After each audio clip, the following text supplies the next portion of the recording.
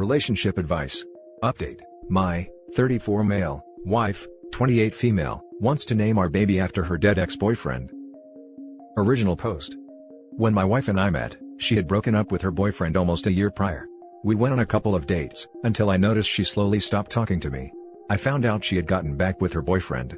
We remained friendly since we would run into each other at the gym. That's how we met. A year later, they break up. I decided to go for it again and asked her out. She was pretty upfront about him, and I learned that they had been off and on for almost 4 years. She left him because he started to get abusive. We get married a little over a year later.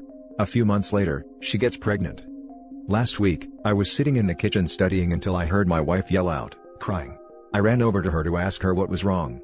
She had difficulty speaking, but she eventually showed me a post on Facebook that a mutual friend between her and her ex had posted. Her ex had gotten into a motorcycle accident and had died. My wife was / an avid motorcyclist who stopped riding once she got pregnant. She knew how passionate he was about motorcycle riding just as much as her, and how tragic it is. I console my wife and help her get to bed, letting her know that I'm here for her. I didn't think much about the whole thing, until my wife told me last night that she wants to name our baby after him. I hesitated for a bit and told her that I feel uncomfortable with it. For one, it's her ex. Second, he was abusive. Why would she want to honor someone like that? My wife got pretty upset and just wouldn't hear me out on my reasons. She won't talk to me at all. Am I really in the wrong here? I'm just thinking that my wife is extremely emotional at the moment since she's pregnant and trying to process her ex's death. Any advice? Now for the top advice before reading the update. Okay, I'll be the a-hole here. Is the kid yours? She's left you for him before, you got married really quickly, and she got pregnant shortly after. It doesn't exactly sound like she was over him given her response and wanting to name the kid after him. On the not a-hole side, you are absolutely correct in not wanting to have your child named after her ex. That's an incredibly disturbing thing to have to explain, which shouldn't even be an issue in the first place. I really hope she's just being in a heightened emotional state because that is very disrespectful to you and the marriage. To add on to the a-hole theory about the cheating, it won't be strange if she cheated and stuck around due to you being the safe choice. That is, the guy she'd be okay settling down with to start a family, etc. Marrying someone a year in is never a good idea, especially after they've had a major breakup. But yeah, naming your kid after her ex is absurd. But keep in mind that some people tend to disregard the terrible things they've done due to them being dead. To them the dead are perfect and can do no wrong, even if they were jerks in real life. Just think about how every time you said your kid's name you would think about the ex and how your kid would feel knowing he was named after his mom's ex-boyfriend. That kid's going to feel messed up when they find out, and it will put a huge strain on their relationship with your wife. OP, please, make sure to have her throw this idea out the window. Red flag. Run Forrest, run. And now for the update. Wow, so, this post got a lot more traction than I expected. First of all, I want to thank all of you for your advice and showing your concerns, not just for myself, but for my wife too. It means a lot. Now on to the update. Freester, we already had plans with her family to go to church and then have a barbecue at her sister's. Not wanting her family to see any tension, I saw this as a chance for her to have to speak to me. As we're getting ready for church, I tell her that we need to talk about everything now. She agreed and sat down with me. I did tell her that there is absolutely no way we're naming our baby after her ex, or any of our kids, if we have even more. She agreed and apologized for acting irrational. Also, I know a lot of you suggested that I get a paternity test. I know that I'm 100% the father. I didn't want anyone to get my anxiety up, since while it may seem rational, jumping into an extreme conclusion and making things worse. I thought it out, but I still did ask if she was still in love with her ex and if she did cheat. She adamantly said no. She had already stopped loving him, even before they broke up. She tried to make the relationship work, but she just wasn't in love with him anymore. She described him as not being a good person at all. She apologized for making me feel that way. I told her that I understand she's going through a lot of emotions right now and being pregnant doesn't help at all. But, I had to ask Khan why she would want to name our baby after him, even after all she has told me. She started to get choked up and was shaking. I told her that she could tell me. She confessed that when her and her ex broke up, the last thing she told him was that she wished he would fall off his bike and die. Also, the bike that he died riding on, was a bike that she strongly suggested that he buy, even though it wasn't his first choice. She also talked about how accidentally getting pregnant and her ex suddenly dying, is a lot for her to handle. She wasn't expecting to be a mom so soon and her life is about to change when she really didn't want it to. She talked about how she thought we'd travel and that she'd continue racing her motorcycle. Now, she's not even sure if she'd be able to ride again. She actually thought she might be able to ride again, Once she had the baby, but her ex's death reminded her how much of a risk it is. She doesn't want to risk her life when she has a family. She feels gutted. Regardless, she kept stressing out to me on how she wouldn't change a thing about her life now and that she's happy to be married to me and is going to be a mom. We're the best things that has ever happened to her. Anxiety also runs in my wife's family. My wife gets intrusive thoughts about how her ex died too. It's so bad that she has a hard time sleeping sometimes. After discussing things, she decided that she'll be going into therapy. She has her first appointment this week. Now for some top comments. She's actually feeling survivor's guilt. I went through that when my brother was killed. He died fixing the very truck I co-signed for him. I didn't want him to buy it, but it made him happy. I'm glad that you and your wife overcame that obstacle. Good luck to you and your family. I hope that you too were able to overcome your obstacle. I'm sorry for your loss. I hope you know now that it wasn't your fault. This is like a perfect case study in not taking Reddit's advice at face value. It was pretty obvious from your last post that she was just grieving because someone she was once close with had just died. Yet of course this sub was convinced that she was cheating on you. And no sympathy for that she's also pregnant and of course already had hormones all over the place either, making the grief even worse. It warms my heart that you guys worked it out. You guys seem to have a very mature and loving relationship. These are the kind of updates that I want to see on this sub. Good stuff OP, and congrats on being a father. I'd recommend seeing the movie About Time. It really made me fall in love with the idea of being a father. Now for the next story. My husband, 39 male, destroyed my 31 female, dead boyfriend's ring that he gave me. Chris was my first love. His mother and my mother were best friends. From when I was born, he was right by side always being there for me, and I adored him. We were 12 when we had our first kiss and we were 18 when we moved in together. On his 21st birthday, we were out celebrating when he suddenly collapsed. It turns out that he was sick with an aggressive form of brain cancer. Doctors gave him 3 months to live. We opted out of treatment because doctors told us that the possibility for the cancer to be sent into remission was extremely low. We went around the world and shared many memories that I still treasure with my whole heart. I wanted to marry him, but he would always refuse. He asked me, "Why do you want to get married to a dead man? You should live your life and marry someone who will be there for you instead." On his deathbed, he told me that he has something for me. Turns out, he got me a promise ring.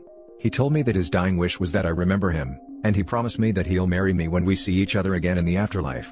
He passed away right after. His death really impacted me, but I was in the midst of pharmacy exams and as cheesy as it sounds, I wanted him to be proud of me. When our class graduated, I was the valedictorian. I dealt with his death for many years by mainly overworking myself, and I stayed single for all these years. I wore the ring on my pinky finger as the reminder of my dead boyfriend. Years after, I met Mark, who was working in the research facility that I work in. Mark is a doctor. He immediately took interest in me and I in him when I found out that he was working on cancer treatment research. We started dating and took things slow. We've been married for 2 years now. Even so, I still refuse to take my dead boyfriend's ring off of my finger. My husband and I have had arguments about it, but I thought he accepted it. Apparently not. Last night, my husband apparently took the ring off of my finger while I was asleep and destroyed it. The ring looks completely disfigured. He told me that I could move on now and that this will help me forget about my dead boyfriend. I haven't been home since then. I'm asleep at my parents' house. I don't know what to do or how to talk to him. Please help. I've been crying nonstop. Now for the top advice. I was a jeweler for years. Please take the ring to a jeweler. You can't believe the situations rings get into, and often they're fixable, even if they look totally beyond repair. We reconstructed rings that went into garbage disposals, went through lawn mowers, and had to be cut off by emergency medical technicians. A skilled jeweler might be able to make your ring just like new. In the unlikely event that it isn't repairable, they might be able to incorporate any stones or the metal into a new piece of jewelry like a necklace so you can continue to remember Chris through his gift. And while you're at it, get a new husband. You want to grow old with a man that has a heart, don't you? That's a good recommendation, and sounds like it might be worth a try for OP. Your husband prioritized his own insecurities above your mental health. That's some BS. He's literally telling you it's more important to me that I not have to cope with my own jealousy than your happiness is. That's BS, and I don't know that I'd be able to go back to a relationship with so little trust. I know, right? And he's a flipping doctor. Mental health can affect your physical health. He should know that if he's a doctor. Oh hun, I'm so sorry. To destroy something that important to you, that is not love. To me, it sounds like your husband has jealousy issues, and that is a big red flag. You chose to marry him and that should be enough, instead of such a brutal overstepping of boundaries and being jealous of the dead. I'd suggest a marriage counselor as a first step. But if it were me, my heart would be broken and so would my love for this jealous man. Lots of love and hugs from Canada girl. Now for the last story. Update. My 27 female, son 6 doesn't like my boyfriend, 31 male. Everyone thinks I should break up with him but I don't want to. What do I do? Original post. My husband, my son's dad, passed away when he was 2. I thought I could never date or be with anyone ever again, until I met my current boyfriend a year ago. He is a wonderful person and we got serious pretty quickly.